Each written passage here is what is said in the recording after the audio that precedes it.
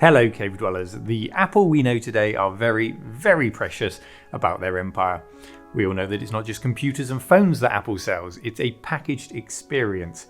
In simple terms, their model is based on hardware built to their exact specification to integrate with an operating system built by them to run applications which must pass their quality controls. And that very, very tight control over every facet of what it means to be in the Apple ecosystem, all the way from the premium unboxing experience through to the seamless integration between your Apple phone, your watch, your laptop, all of their devices.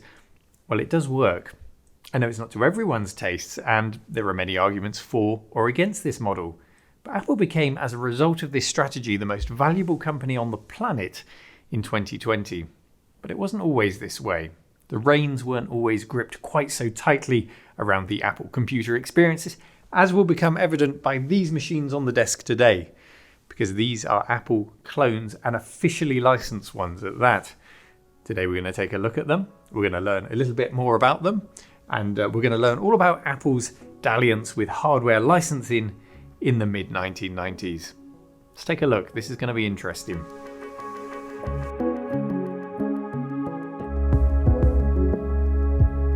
And speaking of clones, one company that can produce as many copies of your PCB designs as you like is PCBWay.com, who are kindly sponsoring today's episode. No matter what your skill level is when it comes to electronics and PCB design, PCBWay have a service for you, from fabrication to design consultancy to an easy-to-browse community project section on their website that you can explore and drop boards straight into your shopping basket. We thank PCBWay for supporting the channel and today's episode. And I wonder if they might be able to clone one of these apples for me. I should ask. Anyway, on with today's show. So I expect you want to know what I've got on the desk here.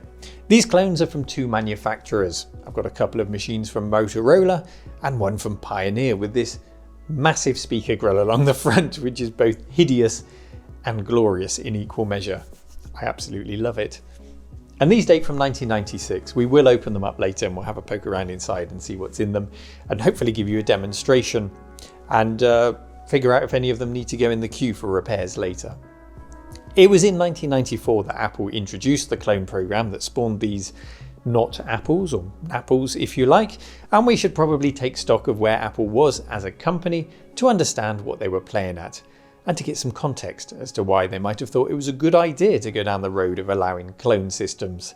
So let's do that right now with a quick history lesson. First people you think of when you hear the name Apple is probably founders Steve Jobs and Steve Wozniak, but those names aren't to be seen in the majority of the time that Apple allowed officially licensed clones, that period being 1994 through to 1997. This was a very different period to the Apple of the early days, the Apple of the Apple II computer and the huge success that came through Wozniak's engineering and Jobs' business skills in the late 70s and early 80s. But repeating that success wasn't quite so easy, with Wozniak championing the further development of the Apple II platform in the 80s, and Jobs, where he was throwing millions on the creation of the Apple Lisa, a machine with a retail price of $10,000. Of course, it didn't end well. Both men left Apple in 1985. Wozniak's, well, he kept an amicable relationship with Apple. He just got fed up of the management side of things and wanted to go back into engineering. And who can really blame him? Jobs, on the other hand, that was an unhappier divorce. He was ousted by the board and kicked out. Through the 80s, Apple would continue to sell the Apple II. They enjoyed over a decade of sales out of that incredible little machine, and it was discontinued in 1993, of course quite long in the tooth by then. And the Lisa, well, that was quickly shelved owing to disastrous sales on release in 83, and the following year the Apple Macintosh, powered by the Motorola 68000 range of CPUs, would become the flagship machine and range.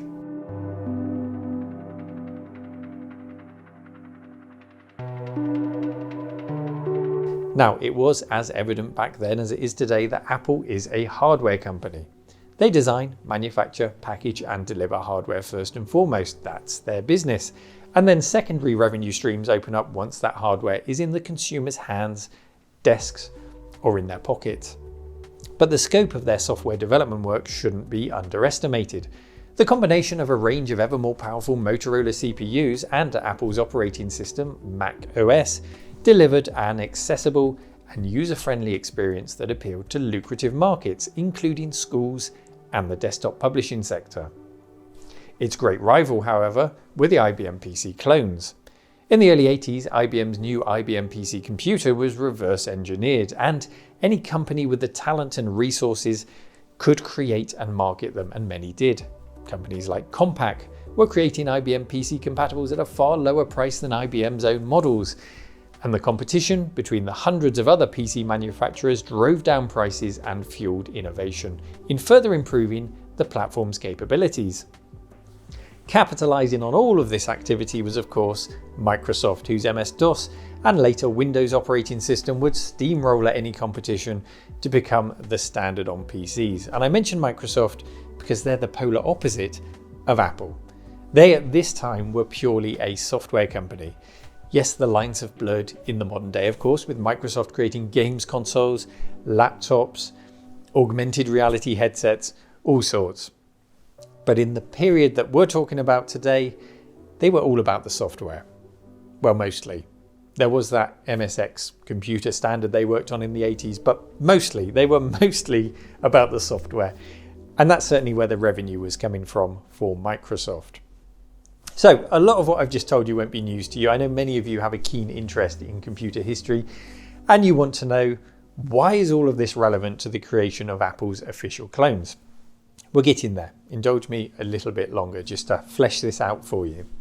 As we progress into the start of the 90s, Microsoft released Windows 3.0, which is the first version of its operating system with a graphical user interface that comes close to offering the same easy-to-use experience of Mac OS.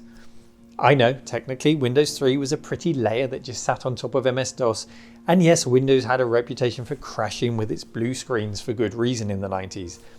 But to the average computer user, it felt as though they were getting that easy-to-use experience on a PC without the premium price tag of a Macintosh. It was convincing enough and affordable enough, with just enough ruthless behind-the-scenes business taking place by Microsoft for it to grip hold of the home computer operating system market. In short, the IBM-compatible manufacturers and Microsoft were booming, and Apple's sales, they were hurting.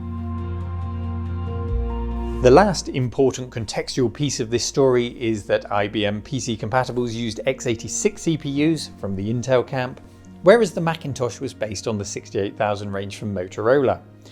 While the Motorola could offer a little better performance than the Intel chips at the same clock speed, the Intel CPUs could run at a much higher clock speed than Motorola's ones before heat became an issue. Raw clock cycles saw the Intel CPUs outperform their Motorola counterparts through brute force, and this was damaging to Apple's image as a supplier of high-performance, premium computer products. They just couldn't keep up with the higher-end 486 PCs and beyond using the 68000 processors. The Macintosh, and therefore Apple, needed to adapt to survive. Initially, Apple tried creating a dizzying variety of machines, from the low-cost LC range, nicknamed the Pizza Box, to the Quadra, the Performer, the Centris models, many more. It was quite confusing for the consumer to pick a Macintosh. The advantage of simplicity of choice was something that went hand in hand with ease of use when you bought an Apple computer, and the waters were getting muddy. Consumers didn't like that. Sometimes you don't want to have to think too much. You don't want to have too much choice. You just want to be confident that you're getting the best you can for your money. And Apple's range, some of which was simply exactly the same computer repackaged under a different name and in a slightly different case, it was all getting terribly confusing for the consumers.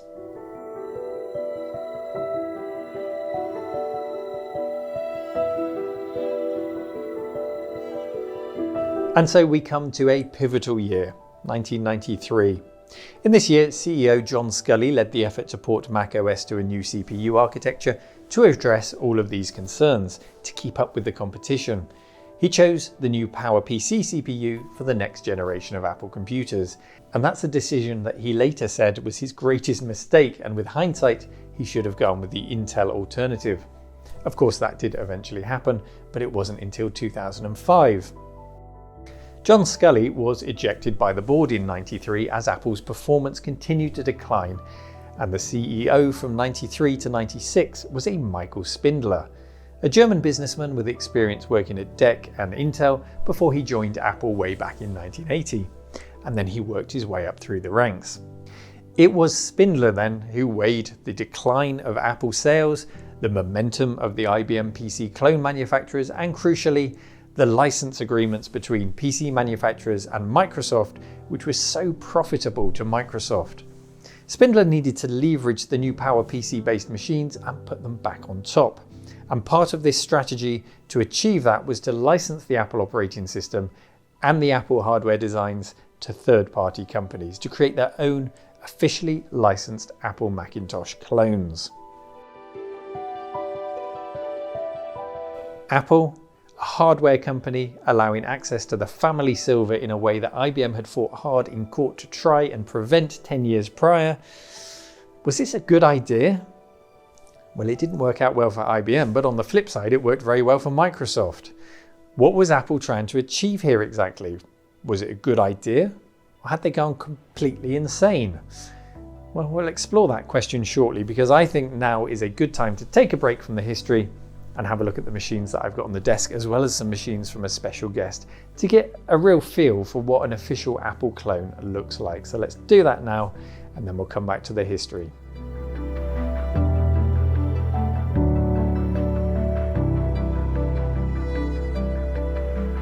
So I expect you're keen to see what an official Apple Macintosh clone looks like, and we have a selection on the table which we're going to look at right now. And then we're going to head over to the studio of Steve from the YouTube channel Mac84, because he has an extensive collection of Macintosh clones.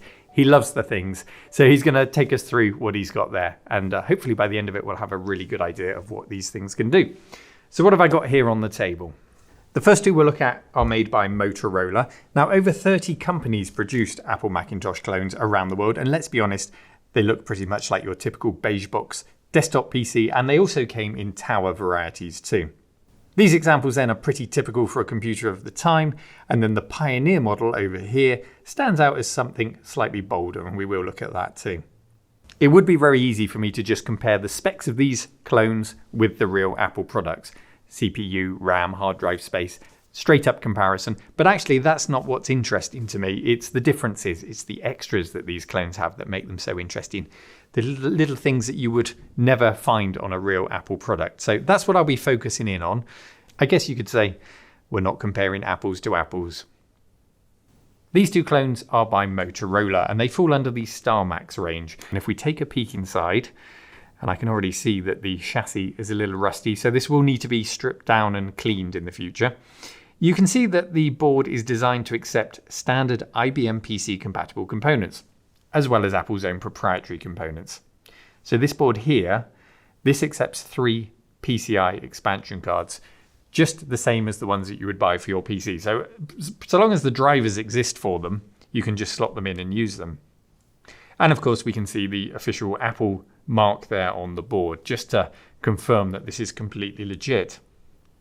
Now around the back of the case, what immediately stands out for me compared to a regular Apple is that we don't have Apple's proprietary video output port here. Instead, we have a regular SVGA video port, just like an IBM PC compatible. And likewise, we get the PS2 mouse and keyboard ports, so we can use any old PC keyboard and mouse. We also get Apple's desktop bus interface for peripherals from the Apple ecosystem.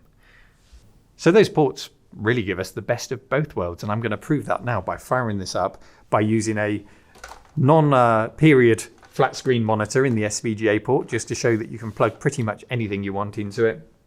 We're going to use a proper Apple keyboard on the ADB bus and a PS2 mouse from Packard Bell, just to mix it up completely. So let's power this on now and see how it behaves.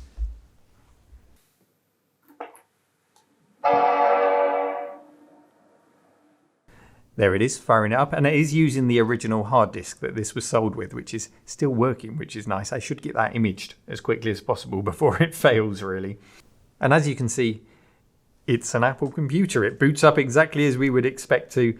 The previous owner has actually left it set up with lots of applications on here. There's Photoshop, There's Quark Express, so they did a bit of desktop publishing on here and a bit of photo editing. Some of their old photos are on here, which, well, I probably shouldn't show you. They're into GDPR and all of that stuff, but there's photos on here. I'm guessing they were perhaps a Windows fan because they've installed a Windows-like start menu at the bottom of the screen there. And they've even left ICQ on there, which includes their chat history. Chat history aside, this is an entirely pleasant and Apple-y experience. There's really nothing to suggest that you're not using the real thing. Because truly it is the real thing, just without the sticker on the front of the box. You can no doubt see the immediate advantage of that. You're untethered from being dependent on Apple monitors and Apple peripherals and the premium prices that go with them. And as a retro collector, that's a very desirable thing to have in the present day, especially when it comes to sourcing a monitor. Hence why I wanted you to see it on a completely period inauthentic flat screen. It's really nice, and it feels a bit naughty too, like I'm doing something I shouldn't be, but of course it's all above board. This is not a Hackintosh, this is official. And some quick specs for you. It has a 200 MHz PowerPC 603E CPU, which sits under the heatsink here. It's a pretty small looking CPU, and that's for good reason. It's the same CPU that went into the Apple PowerBook laptops, and it's quite low in its power consumption. Other specs include 16 meg of RAM as standard, a 1.2 gig IDE hard disk, and an 8-speed CD-ROM drive, and this all came in at a cool $2,000. A very quick glance at what Apple had to offer. The closest thing I can find at that time was probably an Apple Macintosh 7600, which came in at $700 more. It had a SCSI hard disk controller, so that would have been quicker. It had a slightly lower clock speed, although it had the 604 CPU, so the newer CPU. So there's a lot to balance out according to what your needs are, but of course you have to factor in those extra ports, the money you'll save on monitors, the money you'll save on peripherals. So it's very difficult to make a comparison, but 9 out of 10 times you will find that the clones are undercutting Apple's own products in terms of pound for pound performance, and then you get that extra layer of convenience on top with the extra ports. And what's more, Apple are now in direct competition with other hardware manufacturers. They've chosen to put themselves in that position, and as a result, not only are their sales suffering, they've lost control of the whole experience, from that unboxing experience, from the sales experience, to the after-sales support experience. They have no involvement in that anymore whatsoever, and their reputations are made or lost for Apple indirectly through these officially licensed clones by other companies. They have no control over that. It's very un-Apple-y. Now, the next computer I want to look at is the Pioneer over here with that lovely speaker on the front. So let's take a look at that. Sadly, this doesn't work. It was kindly sent in by Johnny from the YouTube channel Re-Enthused, so it will go in the queue to be looked at and fixed, hopefully in the near future. But a quick glance reveals this has some differences too. On the back, we've got composite video out, as well as phono audio outputs. And of course, you can't miss the huge speaker grille along the front. It's like a lovely big smile across the front of the computer. This is the Pioneer Lx200 TV model. What you have here is a built-in TV card at the back. So you use it as a Mac, you watch TV on it, you play your music CDs through it, it all comes through that big speaker on the front. It's your all-in-one entertainment system, which is really neat. And it's not unique to this system because Apple produced a TV card for their systems, but come on, not like this. Not like some kind of demented ghetto blaster. And I really hope that we can get this up and running so we can hear what it sounds like. Now, Pioneer are quite unique in that they also produced an officially licensed Apple Macintosh in the early days called an Mpc Lx100. And if you're a collector, that's one to really look out for because it has a Motorola 68040 CPU in it. It's the only officially licensed clone to have a 68040. That's the older style CPU because after that, they all moved to the PowerPC processors. So if you can get hold of that one, that's quite a special one to have in your collection. And of course, there's the other Motorola on the desk. This is non-working too. When it turns on, you get the bong when it turns on, but you get no video output. So that's a good sign. Hopefully that's one we can fix in the near future. And also it's looking a bit rusty, so that needs some work too. The difference with this one is that it has a faster processor. This has the later 604E PowerPC processor running at 200 MHz. And as lovely as it would be to take that out and pop it into the working one, the CPUs are soldered onto the board, so that's not an option, unfortunately. Now, those are my examples and a quick look at them. Let's go and look at a man who absolutely loves these clones. He's got an extensive collection and he's going to show us a few of his favorites right now. His name's Steve from the YouTube channel Mac84. So over to you, Steve. Let's see what you've got. Hello, Neil, and thank you for inviting me to talk a bit about my Macintosh clones. I have 3 Macintosh clones here, and each of them are made by a different company. So let's see how they stack up against Apple's own Macintosh systems. This is my first clone, the Umax SuperMac C500. I got it for $10 in 2005 from the Trenton Computer Festival here in New Jersey in the United States. Mine is branded as an Apis 2000 model, as that was the name it was sold under in Europe and Asia. How it found its way to the US is something I would love to know. Umax took over Radius's SuperMac line and sold a variety of their Mac clones over the years. My Umax is an entry-level model, which was made in 1997. It's in a desktop-style case and was offered in a variety of configurations. This is a higher-end model and has a 200 MHz 603E PowerPC processor.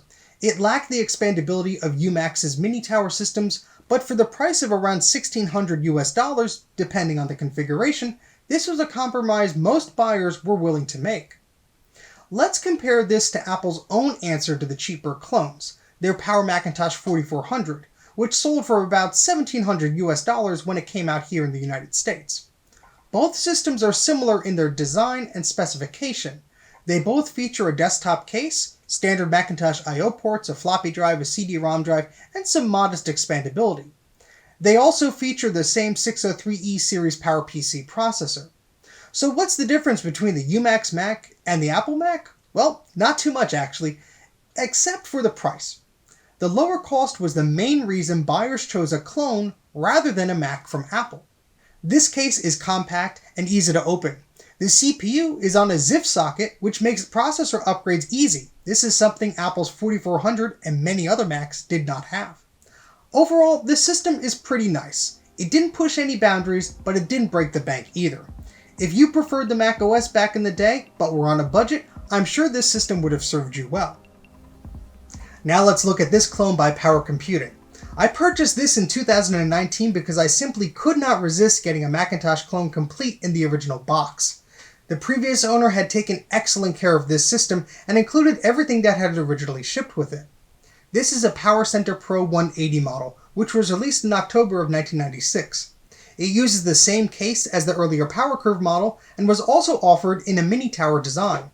Even though this was released a year before my Umax clone, this is a higher-end model that packs a speedy 180 MHz PowerPC 604 processor which outperforms the Umax.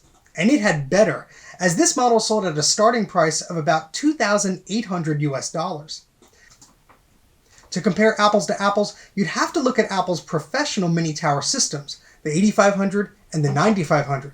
They had faster 604 processors at up to 200 MHz, and even offered a dual 180 MHz CPU option. But these machines cost thousands of dollars more than the Power Center Pro. Plus, if you needed more expansion bays and slots, Power Computing offered affordable mini tower designs to persuade you to look past Apple's higher-end systems. It has your standard variety of Macintosh I/O ports, plus a built-in VGA port. It has 3 PCI card slots for expandability and includes built-in ATI graphics. This system came with Macintosh System 7.6.1 installed, but other than a few extra control panels and some software packages, you'd never know you weren't running a Mac made by Apple. This machine has been quite reliable and has been a real joy to use. I'm very glad to have it in my collection, and I can see why Power Computing was a popular choice at the time. Finally, I have this M-Power clone made by APS Technologies. While I was on an adventure to rescue a rare G3 all-in-one Mac from a dump site, I stumbled upon this lucky find. If I had not done my homework on the Macintosh clones, I would have left this machine behind, as it looks just like a regular PC. APS Technologies was a sub-licensee of Motorola, and sold Macintosh clones primarily in the United States from late 1996 to early 1998. They bowed out of the clone market relatively quickly and released their last model in late 1997. The clone I have here is from 1996 and was the top-of-the-line model at the time. It is the only Mac clone I have in my collection which is in a mini tower design. This thing offers a lot of expandability, and it has 5 PCI card slots. Although mine does have some upgrades installed, the base price for this model would have been around $2,600 US.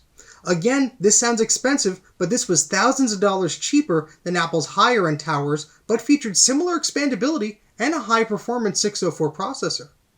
My system still had the original hard drive, and it booted right up to macOS 8.6. Clearly, those pesky software licensing agreements didn't stop anybody from upgrading their systems. I did find a document on the hard drive that informs the user that their system ships with a 2-button mouse. It's actually quite a funny read, as it tells the user how to use a 2-button mouse. But this is understandable, as Apple systems always shipped with a 1-button mouse. APS did follow up with an mPower 2 series of towers, but quickly left the Mac clone market after limited success. So I'm very thankful to have this unique model in my collection, especially because I saved it from a scrap pile. And a big thank you to Steve for showing us those machines. Really interesting. Thank you, Steve. And I know that he's planning on drilling down into the Apple Macintosh clone story over several episodes and creating a series in great detail. So if you're interested in that, check out his channel Mac84 and go and give him a subscription now. So the big question is, what happened next? Why don't we see officially licensed Apple Macintosh clones in the modern day? Where did they all go? Did it all go wrong? I think we can probably guess that it did, but how did it go wrong? Well, let's pick up the rest of the story now and conclude our history lesson and see what happened next. It's fair to say then that the licensing scheme was of interest to manufacturers. Quite a few got into bed with Apple to produce clones, including Power Computing, Marathon, Gravis, Tatung, a company called Redbox here in the UK, and of course Pioneer, as we saw on the desk earlier. 75 different official clone models are known to have been created. The licensing scheme came crashing to a halt in 1998, and so these manufacturers really only managed to get one, maybe two generations of their clone machines out before it was suddenly shut down. And guess who was behind that? It was when Steve Jobs returned to Apple in 1997 that it all changed. Apple executives were unhappy about the license arrangement. They said that they were financially unfavorable, which is probably more than a little understated, I'm sure. As early as '95, they had recognized that their premium high-end range of computers were being undercut by the clone manufacturers, and sales of their own range were being severely impacted. So you've really taken the economics of a PC AT design, really, and put Macintosh stuff inside. That's exactly what we're doing. We're driving the price of Mac OS systems down by using proven PC technology and cases and power supplies. Jobs attempted to renegotiate the deals with manufacturers to spin them more into Apple's favour, a task high on his to-do list as soon as he returned, but an agreement just couldn't be found, and so as the existing license to create clones applied only to OS 7, the release of Mac OS 8 slammed the door closed on the clone manufacturers. They were not allowed to ship machines with the new OS, with one caveat being Umax, who somehow obtained a license for Mac OS 8, which then expired shortly after in July '98. One of those clone makers who was shut out was of course Motorola, who made two of the other examples on my desk today. But more importantly, they were the manufacturer of the Power PC CPUs used in Apple computers. And reportedly, the fallout from ending the license agreement was a heated conversation between Jobs and Motorola CEO Christopher Galvin, in which Apple was relegated from being Motorola's favoured and special customer to being just another customer. If they wanted CPUs, they would be treated like anyone else. All special treatment was in the bin. And I can't say I blame them, really. This, though, didn't really damage Apple. In fact, it really marked the end of the toughest period in Apple's history. They were on the brink of bankruptcy in '97, and it took Microsoft to bail Apple out and keep their heads above water with a $150 million investment. Ironic, really, considering that the Microsoft method of licensing out their software was one of the key things that had lured Apple into licensing out their own technologies in the hope of replicating their riches. In Steve Jobs' own words, Apple didn't have to beat Microsoft. Apple had to remember who Apple was because they'd forgotten who Apple was. And it's true, Apple had lost their identity by '97, lost their direction, and allowing clone systems to be created served, in my opinion, to not only damage their bottom line, but to dilute what made them special, what made them stand out from the many manufacturers of IBM Pc Clones. That's not to say the clones were in any way bad systems. They're fantastic for the money and I love mine. But it just wasn't working for Apple. Of course, Microsoft got something out of the bailout deal too. Apple dropped a lawsuit accusing them of copying their operating system. This is Microsoft after all. Of course, it wasn't an entirely selfless gesture. Apple's fortunes would soon change. In the following year, 1998, Apple would release one of the most distinctive computers of all time, and a machine that signaled a new direction, an identity, and a confidence that we hadn't seen coming out of Cupertino in a long time. The Apple iMac. And with that, the age of official Apple computer clones was well and truly over.